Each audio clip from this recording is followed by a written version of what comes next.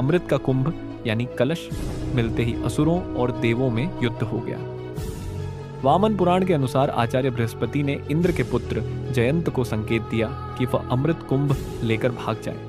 दैत्यों ने उसका पीछा 12 दिन तक किया, जो कि 12 वर्षों के बराबर था। युद्ध के समय अमृत कुंभ से त्रिलोक के 12 स्थानों पर अमृत की बूंदें गिरी। इनमें से 8 स्थान देवलोक में और 4 स्थान पृथ्वीलोक पर स्थित हैं। हरिद्वार, प्रयागराज, उज्जैन और नासिक, यही वह पवित्र स्थान है जहां अमृत की बूंदों के कारण कुंभ मेले का आयोजन शुरू हुआ। लेकिन कहानी का सबसे अहम हिस्सा अभी बाकी है, जिसे जानना आपके लिए बेहद जरूरी है। श्रीमद् भागवत पुराण के सागर 6 प्रसंग में कुंभ विवरण के अनुसार सागर के 14 रत्न निकले थे, जिनमें सबसे पहले हलाहल या कालकूट विष निकला। इस विष की ज्वाला इतनी तीव्र थी कि सभी देवता और दानव इससे जलने लगे थे। तब भगवान शिव ने देवता, दानव और समस्त सृष्टि की रक्षा के लिए इसे खुद पी लिया।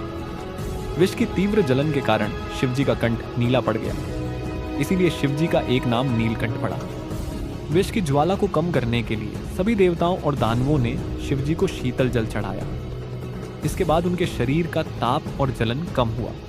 यही कारण है कि सावन में शिवजी का जलाभिषेक किया जाता है।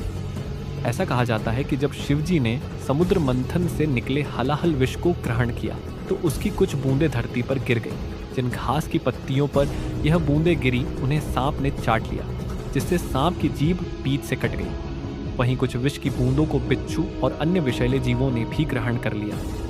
इसी कारण यह जीव जहरीले हो गए। इसके बाद कामधेनु, कल्पवृक्ष, कौस्तुभम, उच्च शवा, अश्व ऐरावत, गज, रंभा, अप्सरा, सुरा, लक्ष्मी, चंद्रमा, शार्गम, धनुष, भगवान धन्वंतरी, 5 जन्य शंख और अमृत कुंभ निकला, जिसे विश्व मोहिनी बने भगवान विष्णु ने देवताओं को पिला दिया। इसकी बूंदें हरिद्वार की गंगा नदी, प्रयागराज के त्रिवेणी संगम, गंगा, यमुना और सरस्वती, उज्जैन की क्षिप्रा नदी और नासिक की गोदावरी नदी में गिरी। जहां अमृत की बूंदें गिरी वहां कुंभ मेले का आयोजन शुरू हुआ।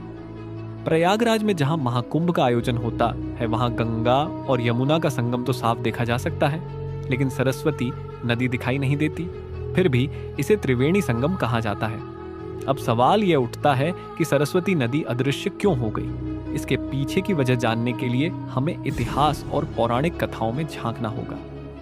महाभारत के शल्य पर्व में सरस्वती नाम से 7 नदियों का उल्लेख मिलता है। श्रीमद् भागवत पुराण में सरस्वती नदी के प्रवाह और उसके स्थानांतरण की एक रोचक कथा का वर्णन है। पुराणों के अनुसार प्राचीन काल में सरस्वती नदी स्वर्ण भूमि में बहा करती थी। कालांतर में इस भूमि का नाम स्वर्ण राष्ट्र हो गया और धीरे धीरे यह सौराष्ट्र कहलाने लगा। उस समय सौराष्ट्र का क्षेत्र प्राचीन मारवाड़ तक फैला हुआ था और सरस्वती नदी इसी भूमि से प्रवाहित होती थी।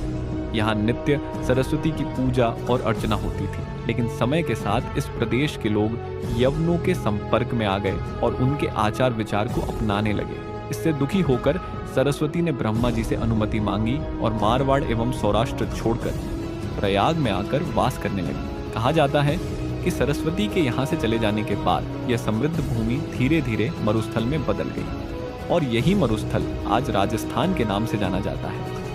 हाल ही में जैसलमेर जिले के मोहनगढ़ में बोरवेल की खुदाई के दौरान अचानक पानी का सैलाब बाहर निकल आया। पानी का प्रेशर इतना ज्यादा था कि लोग इसे देखकर अचंभित रह गए। अब इस घटना को लेकर चर्चा तेज हो गई है।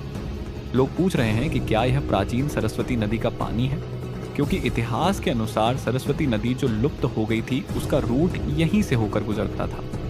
आपको क्या लगता है, क्या यह सरस्वती नदी का प्रवाह हो सकता है? कमेंट में अपनी राय जरूर दें। ऋग्वेद में सरस्वती नदी को अन्वकवती के रूप में वर्णित किया गया है। इसे समृद्धि और जल की देवी के रूप में पूजा जाता था। ऋग्वेद में बताया गया है कि सरस्वती नदी यमुना के पूर्व और सतलुज के पश्चिम में प्रवाहित होती थी। महाभारत में इस नदी को कई नामों से जाना गया है, जैसे प्लव वेद स्मृति और वेदवती तांडे और जमीनी।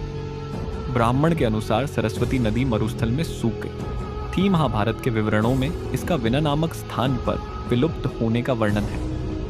यही वह नदी थी जिसके किनारे ब्रह्मावर्त और कुरुक्षेत्र जैसे प्राचीन स्थल बसे हुए थे। महाभारत में यह भी उल्लेख मिलता है कि बलराम ने द्वारका से मथुरा तक की यात्रा सरस्वती नदी के माध्यम से की थी। इसके अलावा यादवों के पार्थिव अवशेषों को इसी नदी में प्रवाहित किया गया था।